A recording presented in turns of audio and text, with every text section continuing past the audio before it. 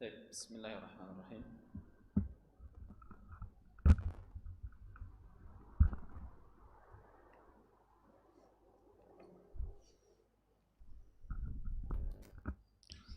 Alhamdulillah, wassalatu wassalamu ala rasulillah wa ala alihi wa ashabihi wa man walahu wa ba'd. Kaum muslimat dan segenap kaum muslimin yang dirahmati oleh Allah Subhanahu wa taala, untuk yang menyaksikan kajian di kesempatan pagi hari ini, cukup lumayan ya, 15 sampai 20 menit di pagi ini, karena tadi ada sesuatu yang harus ditunggu. Namun insya Allah waktu yang tersisa kita harapkan semoga Allah memberkahi ya, dan kita bisa tetap mendapatkan ilmu yang bermanfaat. Di kesempatan pagi ini saya akan coba untuk menjelaskan tata cara pemandian ya, dan juga untuk mengkafani jenazah ya, khususnya untuk jenazah wanita atau perempuan ya, sehingga yang mungkin ada di hadapan kaum muslimat di kesempatan pagi ini ya, di layar itu nanti ada sebuah video. Untuk pemandiannya sendiri tidak terlalu berbeda antara jenazah laki-laki dan jenazah perempuan, hanya ada perbedaan pada cara mengkafaninya nanti ya. Video ini akan saya putar, mungkin kalau nantinya ada butuh penjelasan, video akan saya hentikan untuk memberikan penjelasan, dan bahkan mungkin ada yang diulang ya, sesi-sesi yang mungkin perlu diulang, menit-menit yang diulang kalau sekiranya butuh penjelasan yang lebih banyak. Ya, ini sebetulnya video berpengantar bahasa Arab ya, namun saya coba untuk nanti menyampaikan penjelasannya dengan bahasa Indonesia sesuai dengan yang disampaikan oleh pemandu yang ada di layar tersebut ya. Karena ini tidak di Indonesia ya. Jadi di sini bisa diperhatikan ya, bahwa nanti yang jadi peraganya itu menjadi jenazahnya ini menggunakan patung tentunya, karena nggak mungkin ya kalau pakai manusia betulan. Kecuali kalau latihan atau sekedar penggambaran jenazah laki-laki biasanya menggunakan orang betulan ya. Tapi kalau perempuan nggak mungkin divisualisasikan langsung pakai orang ya, karena mau tidak mau nanti bagian aurat seperti rambut akan terbuka ya. Baik, di sini ada kurang lebih nanti ada 4 perempuan, dan mungkin insya Allah jumlah 4 pemandi, 3-4 itu sudah cukup ya. 3 atau 4 pemandi petugas di dalamnya sudah cukup ya. Baik, kita coba lihat.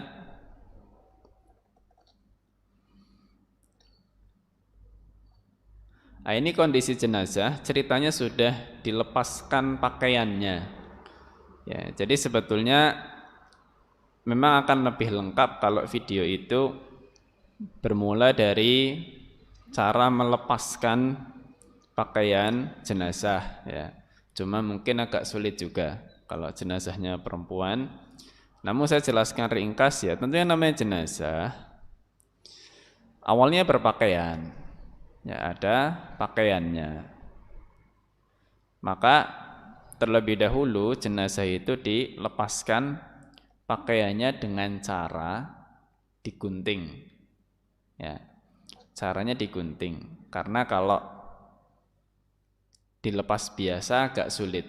Yang lepaskan pakaian jenazah dilepaskan biasa agak sulit ya, maka digunting ya, dengan hati-hati digunting supaya bisa lepas ya. Jadi digunting bagian lengannya sampai ke leher ya. Pakaiannya baru digunting, biarkan pakaian itu masih melekat di tubuh jenazah. Ya, biarkan masih melekat di tubuh jenazah. Nanti sebelum pakaian itu dilepas, diletakkan dulu kain basahan. Ya, yang biasanya pakai jarit kalau kita, ya, sebagai kain basahannya pakai jarit, ditutupkan dulu ke seluruh tubuhnya, baru nanti pakaian itu diambil setelah jenazahnya ditutup dengan kain basahan. Ya, diambil setelah ditutup pakai kain basahan sehingga aurat itu tidak akan terlihat. Ya, tetap aurat tidak akan terlihat. Ya, diambil dari bawah kain basahan tersebut. Ya, itu seperti itu. Nah, ini kondisi jenazah sudah siap sebetulnya karena sudah ditutup dengan kain basahan. Ya, sudah ditutup dengan kain basahan. Kain basahannya menutup seluruh tubuh. Saya lanjutkan videonya.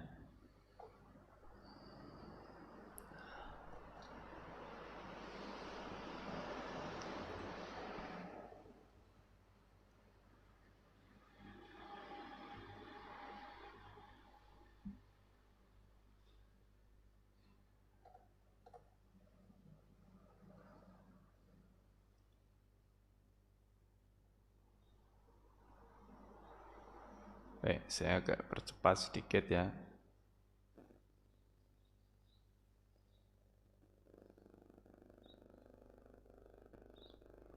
Nah, beliau ini masih menjelaskan sebetulnya persiapan-persiapan sebelum pemandian jenazah itu bagaimana beliau menjelaskan menggunting dulu pakaiannya sebelum dimandikan dan seterusnya. Seperti yang saya jelaskan tadi sebetulnya. Nah, baik. Di sini ya, mulai langkah awal. Ya kalau tadi langkah awal sudah menggunting pakaian, melepaskan pakaiannya sampai menutup kain basahan. Setelah jenazah siap, ya, langkah awal berikutnya adalah di sini mengeluarkan kotoran, ya, yang tersisa di dalam tubuh jenazah. Ya, mengeluarkan kotoran yang tersisa di dalam tubuh jenazah. Caranya gimana? Ya, saya ulang dikit.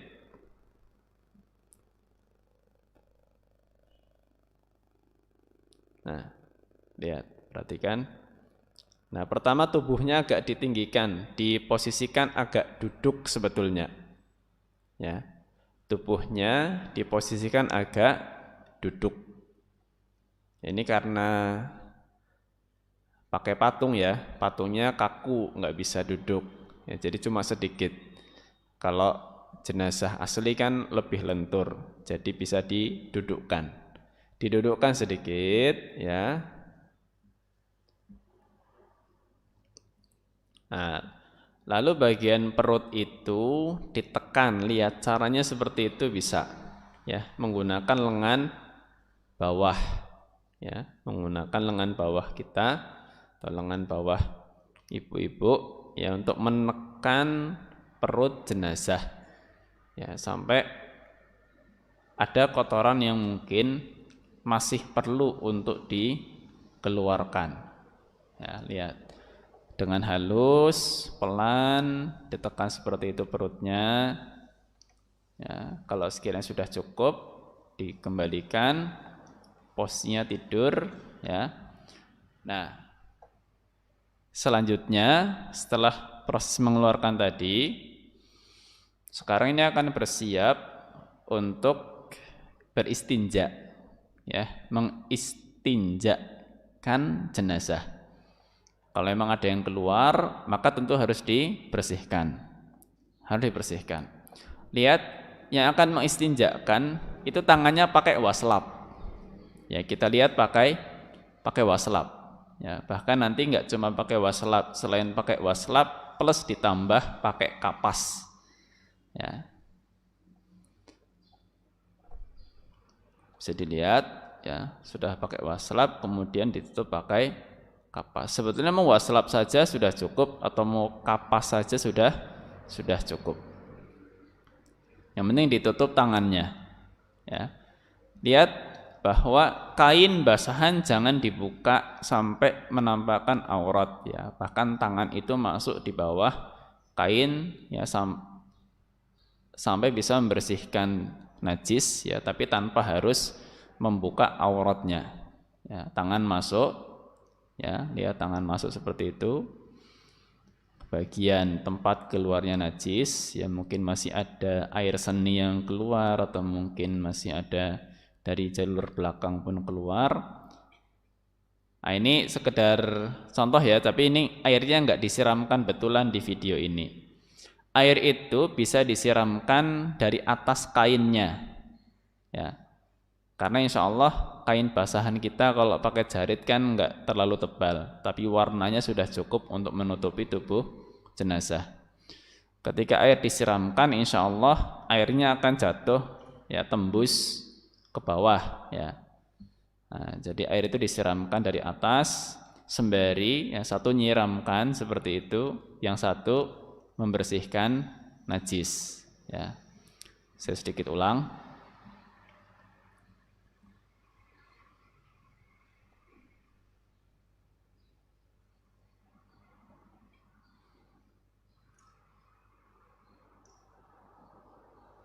Baik, nah itu disiramkan seperti itu sambil dibersihkan.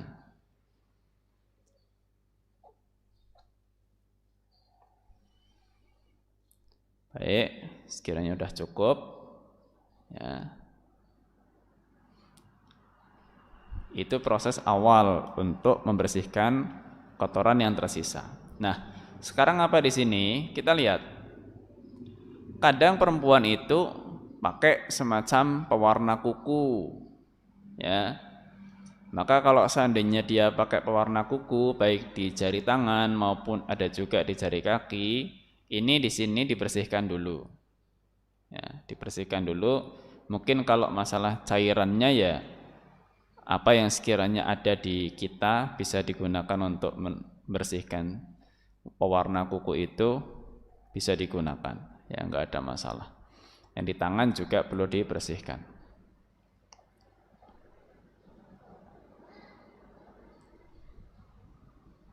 Baik, berikutnya di sini tadi istinjaknya sudah, membersihkan pewarna kuku sudah.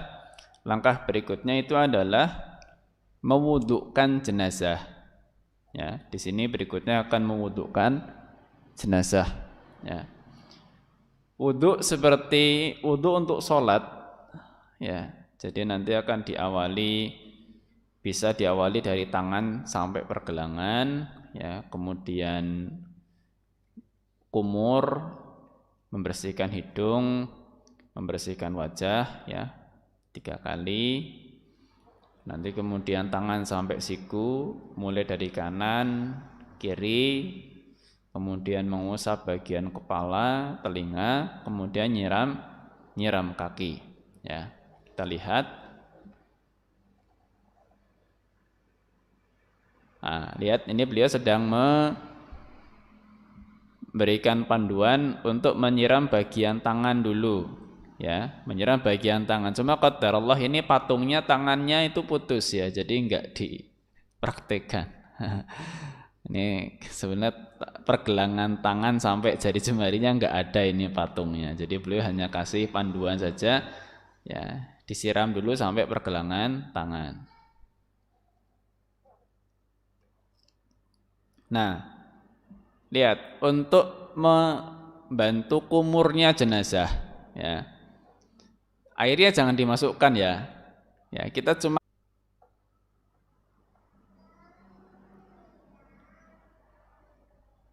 lihat diusap. Ini karena mulutnya patung nggak bisa kebuka ya, jadi cuma diusap-usap aja. Nah, ketika hidung juga seperti itu aja, dilap-lap ya. Kemudian wajahnya disiramkan airnya, kemudian diratakan ke wajahnya sebanyak 3 kali. Ya, seperti itu.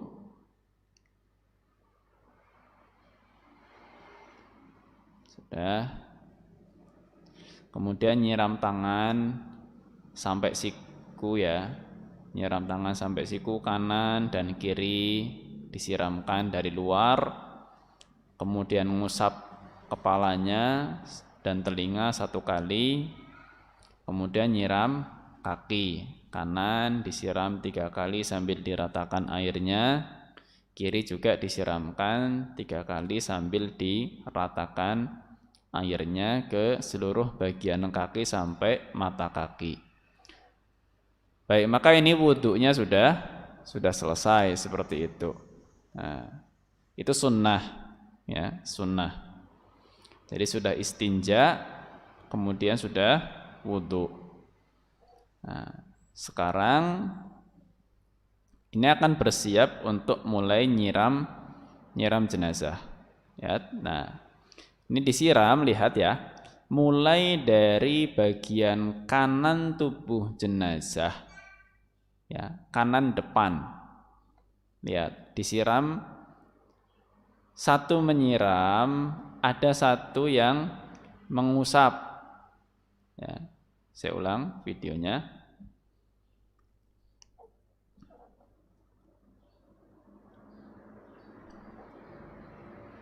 Ya, ada 1 nyiram, lihat, ada 1 ngusap, nyiram dari atas kain, yang 1 ngusap dari bawah kain untuk meratakan airnya. Ya. Baik, itu bagian kanan depan. Ya, disiramkan dari atas kain, ada 1 yang ngusap supaya meratakan airnya. Kemudian setelah kanan depan, jenazah agak dimiringkan ke sebelah kiri untuk menyiram bagian kanan belakang. Nah, itu dimiringkan sedikit, ya. Disiramkan airnya, nanti diratakan juga, ya. Kemudian sebelah kiri depan, ya. Kiri depan disiram sambil diratakan oleh yang lainnya, ya.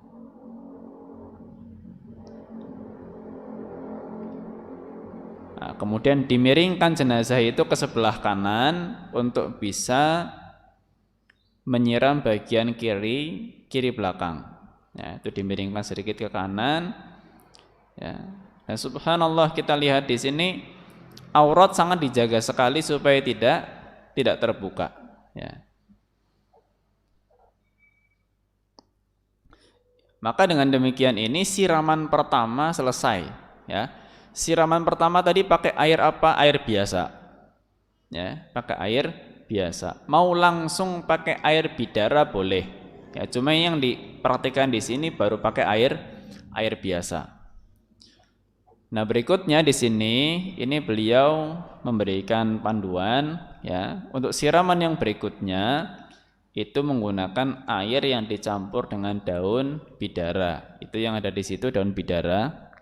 Ya, sebetulnya akan lebih nyaman kalau daun bidaranya itu ditumbuk, ya. Itu daun bidara dicampurkan ke dalam air, kemudian diaduk, ya. Dalam airnya diaduk seperti itu. Nah, nanti digunakan untuk menyiram seperti tadi. Ya, digunakan menyiram seperti tadi. Ya. Kalau bidara nggak ada, di sini beliau memberikan panduan. Kalau bidara nggak ada, pakai sabun itu nggak apa-apa. Sabun, sampo, ya. Tapi sabun sampo jangan dicampurkan ke air. Nanti airnya jadi licin. Ya.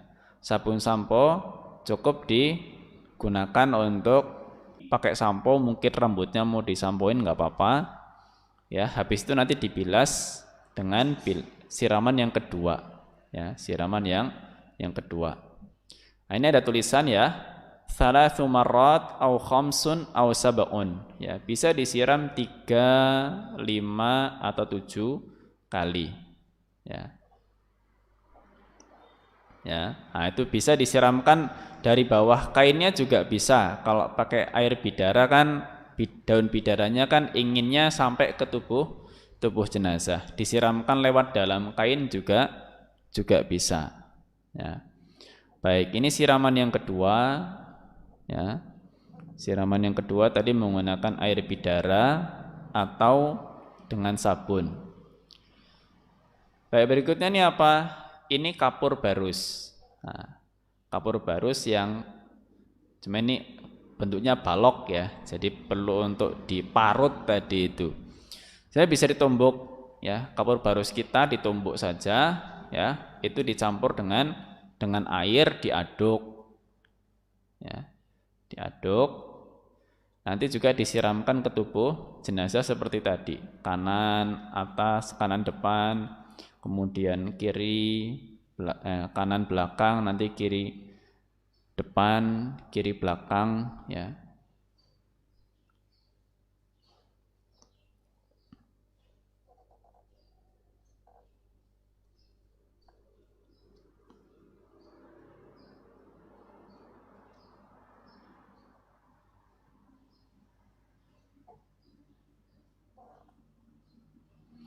Baik, ini dengan demikian selesai pemandiannya ya. Jadi tadi siraman pertama pakai air biasa, kalau yang di sini siraman kedua pakai air bidara, siraman yang ketiga pakai air yang sudah dicampur kapur barus ya.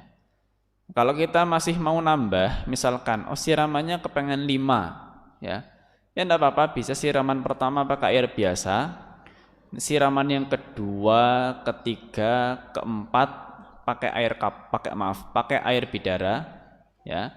Nanti siraman yang terakhir pakai air kapur ya. Pokoknya intinya air kapur barus itu terakhir ya. Air kapur barus terakhir. Kalau kita pakai sabun mau bolak-balik disabuni enggak apa-apa. Setelah siraman pertama disabuni, dibilas dengan siraman kedua.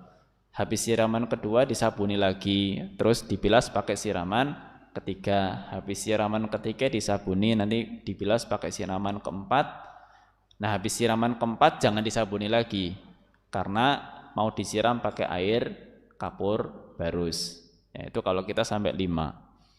Sampai 7 pun ya kurang lebih boleh seperti itu. Ya, kalau dipandang perlu. Dengan demikian penyiramannya selesai. Ya, penyiramannya selesai. Nah, berarti ini kan asumsikan ini jenazah dalam kondisi basah, ya. Maka perlu untuk dihanduk, ya, dikeringkan, ya. Itu dia, itu ada handuk tersendiri untuk bagian kepala. Kemudian ini handuk untuk bagian badan. Ya, lihat, handuknya ditaruh, baru kainnya dilepas. Ya, handuknya ditaruh, baru kainnya dilepas. Nanti handuknya menggantikan kain basahan tadi untuk mengeringkan tubuh jenazah.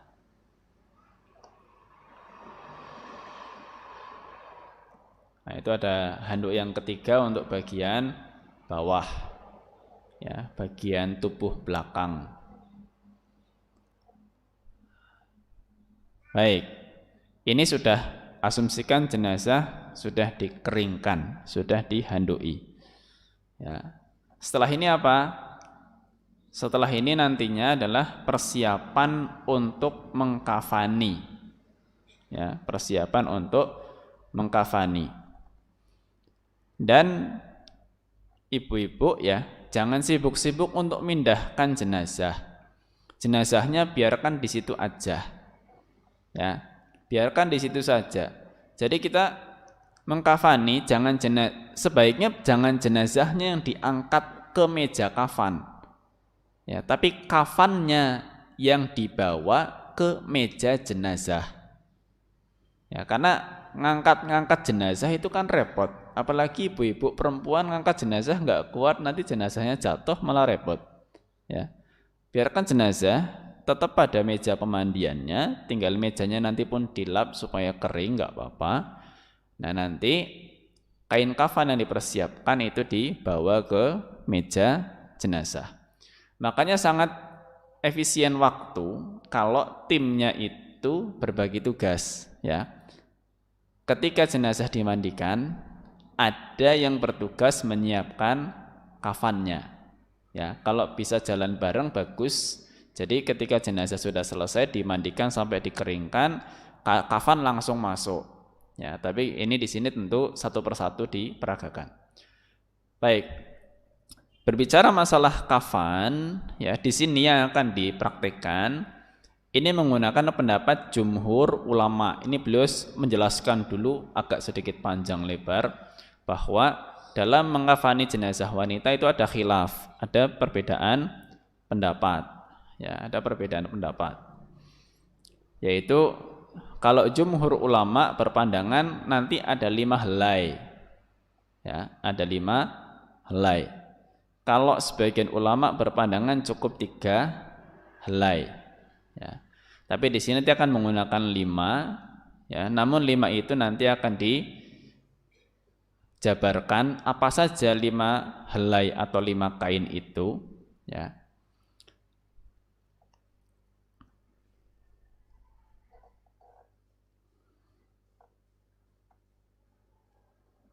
Nah, lihat, beliau sudah mulai jelaskan.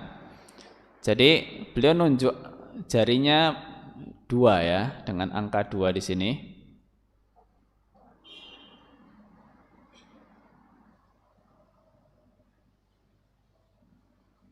Nah, beliau di sini lagi menjelaskan apa? Jadi yang diletakkan di meja itu, di meja itu 2 kain besar. Ya, 2 kain besar yang panjangnya memang menutup tubuh jenazah. Ya. Jadi misalkan kalau jenazahnya itu tinggi badannya mungkin sekitar 160 cm, ya, 160, maka ya kain yang digunakan panjangnya kalau bisa ya lebih dari 2 meter, ya, dilebihkan betul, ya, lebih dari 2 meter, mungkin bisa 2 meter 20, 2 meter 25, ya, jadi panjang cukup lumayan, ya. Atau bahkan 2,5 meter sekalian ya nggak apa-apa, tapi kepanjangan ya mungkin sekitar 2 meter lebih 20 cm, itu diukur aja kira-kira kalau tinggi jenazahnya sekitar 160, ya dilebihkan mungkin ada sekitar 60 cm berikutnya, ya, atau 60 sampai 70 cm dilebihkan. 2 kain bawah, ya, paling bawah itu diletakkan 2 kain yang paling lebar.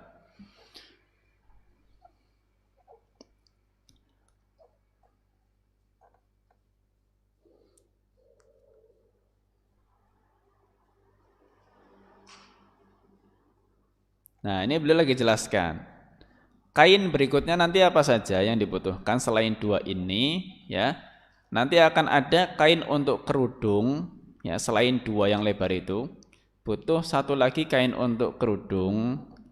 Ada kain untuk baju kurungnya, gamis, ya. Dan ada 1 kain lagi untuk sarungnya, ya.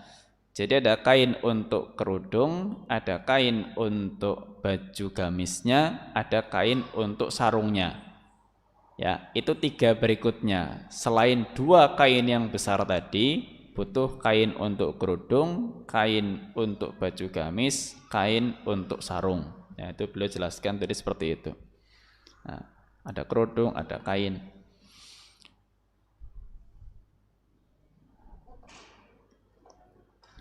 Nah, ini sekarang yang sedang dilakukan adalah mempersiapkan baju gamisnya, ya. Dan kalau kita perhatikan ya, kaum muslimat yang dirahmati Allah, ini kain lebarnya Masya Allah, ya, lebarnya Masya Allah. Jadi kadang problem di kita itu kain kafan itu enggak lebar, ya, enggak nemu yang selebarnya sampai segitu, ya, enggak selebar itu. Kita perlu sebetulnya kalau mengkafani jenazah itu kain yang lebar-lebar. Ya, cuma nggak tahu kain yang diperjualbelikan untuk mengkafani jenazah itu kok lebarnya sangat kurang, ya. Jadi kadang saya sendiri pun kalau mengkafani jenazah bingung, ya. Itu lebar sekali, ya. Baik, ini untuk membuat gamisnya saya ulang ya. Lihat. Ya, itu kain sudah dilipat, ya. Kain sudah dilipat seperti itu.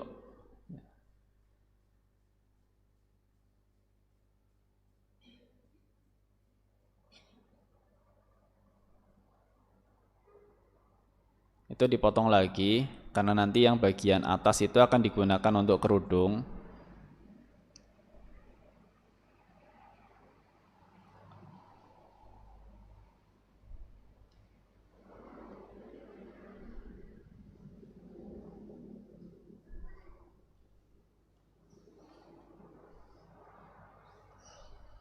Oh, ini bagian atas akan digunakan untuk gamis ini, akan dibuat lubang untuk leher.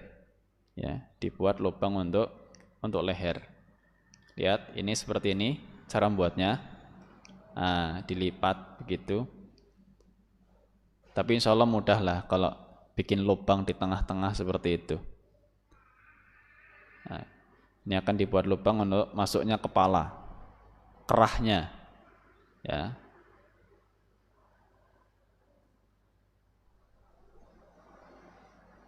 Baik, nah itu jadi kainnya seperti itu. Itu pun kainnya cukup panjang ya, sampai menutup bagian lutut. Ya, menutup bagian lutut sudah ada lubangnya itu di situ di atas, nanti untuk masuknya kepala. Ya, nanti kalau kurang lebar bisa digunting lagi. Lihat, itu nyusunnya seperti itu. Ya. Disusun ada 2 kain lebar di bawah, terus kain di atasnya adalah kain yang dipersiapkan untuk jadi gamisnya, ya. Dengan posisi lubangnya itu kurang lebih diletakkan pas di bagian lehernya nanti, ya. Nah, ini nanti kain untuk jadi sarungnya. Nah, untuk jadi sarungnya diletakkan juga di situ.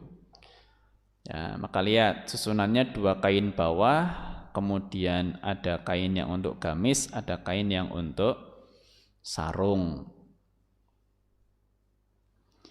Nah, setelah itu di atasnya dikasih kapas, ya. Kapas itu cukup lebar, ya, bisa dilapisi kain juga seperti itu supaya lebih nyaman nanti. Nah, itu untuk apa? Itu diletakkan, mohon maaf ya, diletakkan di bagian dubur. Ya, ini diperkirakan posisinya nanti adalah bagian duburnya. Seperti itu. Nah, itu nanti untuk kerudungnya. Ya, untuk kerudungnya nanti insya Allah.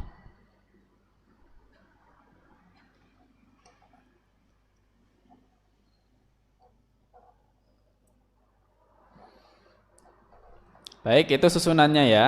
Nah, 2 kain bawah yang lebar, kemudian berikutnya kain untuk gamisnya, kemudian kain untuk sarungnya, ditambah dengan kasa di atasnya seperti itu.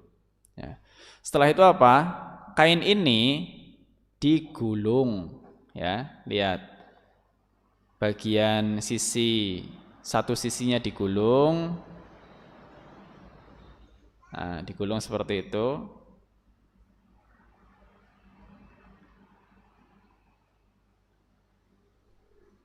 Saya agak percepat dikit ya. Maaf. Digulung.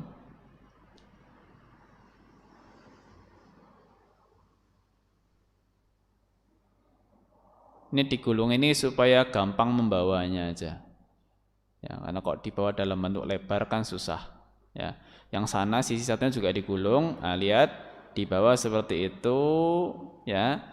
Nanti dimasukkan ke bawah jenazah. Jenazahnya dimiringkan, ya. Bisa kalau masuk kain itu dari sebelah kanan, jenazahnya dimiringkan ke sebelah kiri supaya bagian kanannya terbuka. Nanti itu kainnya masuk dari bawah tubuh jenazah, dimasukkan di situ. Ya, nanti gulungannya dibuka. Ya, ini dimasukkan, lihat, nah, kain dimiringkan ke sebelah kiri, kainnya dimasukkan. Ya. Setelah dimasukkan, nanti gulungannya dibuka.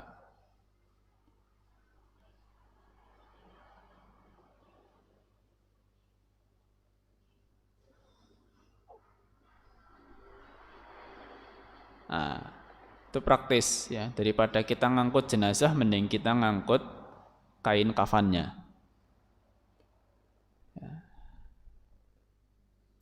Nah, di sini sedang apa? Lagi ngepang rambutnya. Nah, ini bedanya juga antara laki-laki dengan perempuan. Ya kan? Laki-laki nggak dikepang, kalau perempuan dikepang rambutnya jadi 3, seperti yang sudah jelaskan, kanan 1, kiri 1, kemudian depan 1. Cuma ini kayaknya depannya nggak bisa dikepang karena itu wig ya. Jadi sebagai prakteknya di sini cuma 2, ya, kanan kiri. Sunnahnya 3, ya, kanan kiri depan. Ya.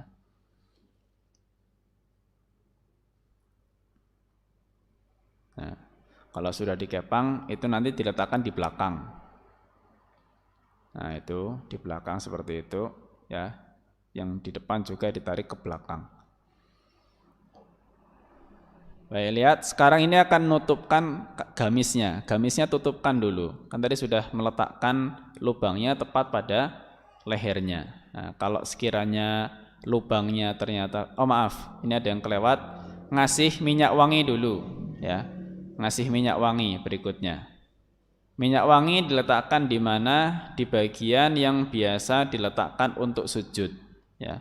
Ada di bagian dahi, telapak tangan, lutut, ya, kemudian ujung kaki, bagian jari itu. Ya.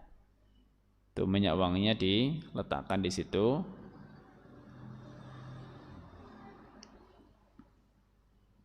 Baru nanti akan ditutupkan gamisnya.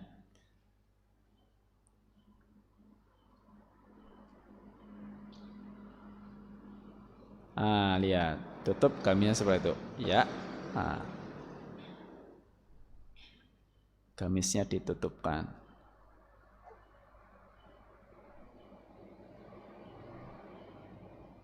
Setelah gamis ditutup, baru handuknya diambil, ya. Jadi aurat betul-betul tertutup. Nah, sembari gamisnya ditutupkan, sarungnya juga ditutupkan karena sudah dipasang pada posisinya tadi, jadi lebih mudah. Enggak sedekap enggak apa-apa sebetulnya. Cuma kadang-kadang karena sudah biasa sedekap seperti posisi sholat, ya disedekapkan. Ya. Kalau ini sedang merapikan aja, merapikan kain-kain yang ada di situ, ya. Ini karena tadi gamisnya itu agak lebar, ya. Jadi ini dirapikan, ditutupkan ke atas ini bagian lebihan kain gamisnya. Nah, sekarang setelah bagian gamis itu sudah rapi, ya. Ini mulai membungkus pakai 2 kain yang ada di lapisan paling bawah. Lihat.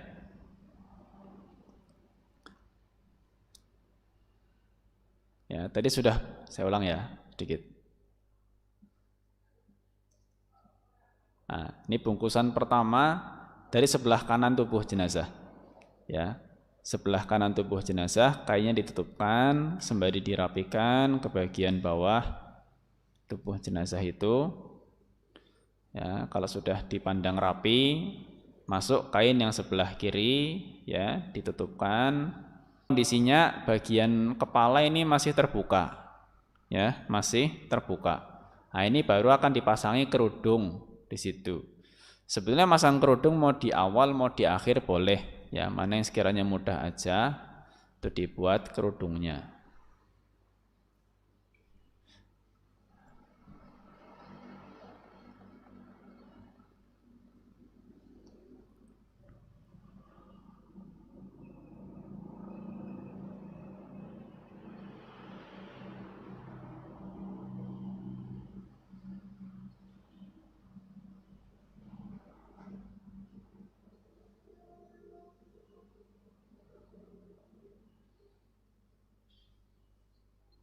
Baik, kerudung sudah terpasang, ya.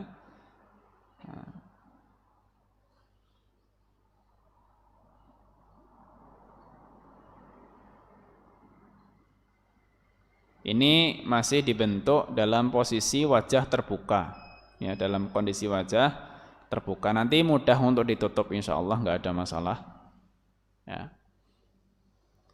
Karena kadang-kadang kita mungkin masih ada anggota keluarga yang masih ingin lihat wajahnya, ya enggak apa-apa nanti, ya. Tapi kalau sudah enggak ada keperluan langsung ditutup.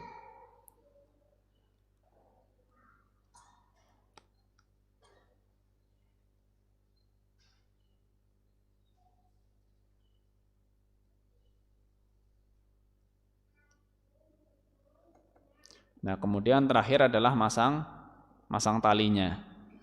Talinya ya seperlunya ya. Mungkin 5 cukup ya 5. Kalau butuh lebih ya dilebihkan tidak apa-apa. Nah, dimasukkan lewat bawah seperti itu.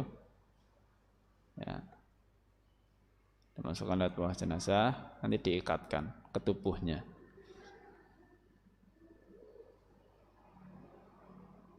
Ya, ini tinggal ngikat saja, jadi agak sedikit saya percepat ya.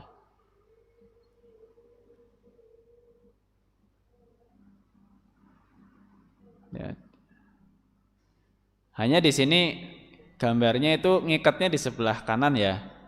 Kalau sebetulnya kita itu lebih nyaman ngikat sebelah kiri. Ya. Ngikatnya ikatan itu nyamannya di sebelah kiri, tepat di sebelah kiri tubuh jenazah. Kenapa? Karena nantinya jenazah itu ketika diletakkan di liang lahat, ya, jenazah itu akan miring ke kanan, ya, jenazah miring ke kanan menghadap kiblat. Sehingga kalau ikatan ada di sebelah kiri, saya hentikan sebentar.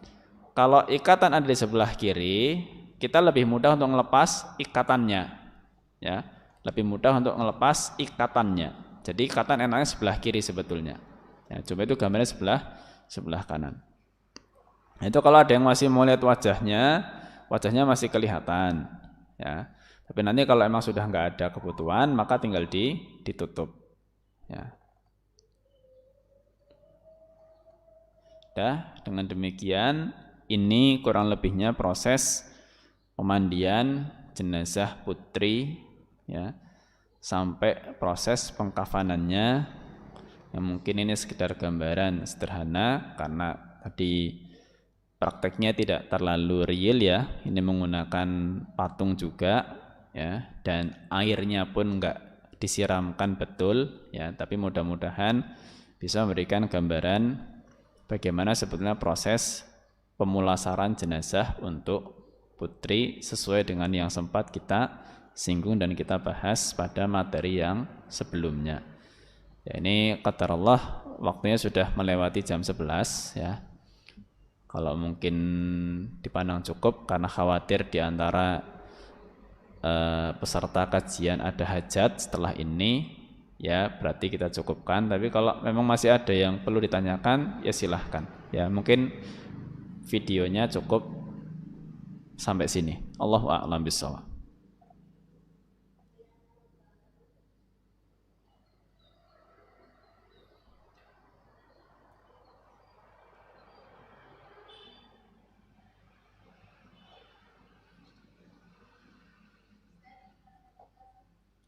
Gimana? Pas dimandikan,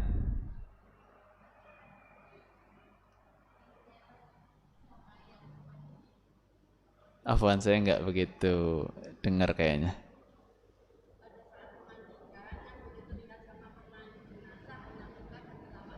Oh ya, ya. Sebetulnya itu adalah ya saat dimandikan yang terlihat oleh pemandi hanya muka dan telapak kaki. Tadi ya sepanjang video itu tentu itu adalah kondisi yang paling baik. Ya, kondisi yang paling baik. Ya, seandainya kain basahannya kok misalkan hanya menutupi dari bagian maaf ya, dari bagian dada sampai lutut tok ya enggak apa-apa.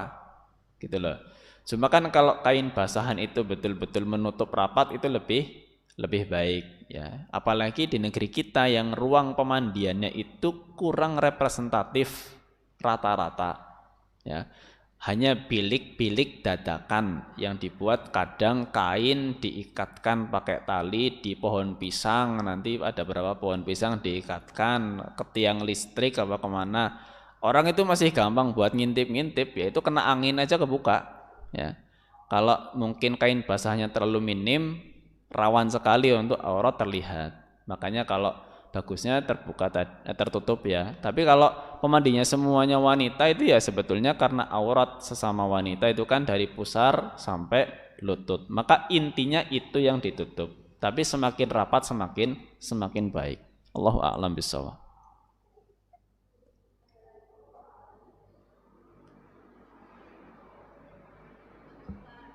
Baik. Semoga ini bisa menambah manfaat untuk kita semuanya. Mohon maaf atas banyak kekurangannya ya, dan mudah-mudahan bisa dipraktekkan supaya kita lebih bermanfaat untuk masyarakat. Kiranya demikian. Wassallallahu ala nabiyyina Muhammad wa ala alihi wa sahbihi wa baraka wa sallam. Wa akhiru da'wana anil hamdulillahi rabbil alamin. Subhanakallahumma wa bihamdika asyhadu an la ilaha illa anta astaghfiruka wa atubu ilaik. Billahi taufik wal hidayah. Assalamualaikum warahmatullahi wabarakatuh.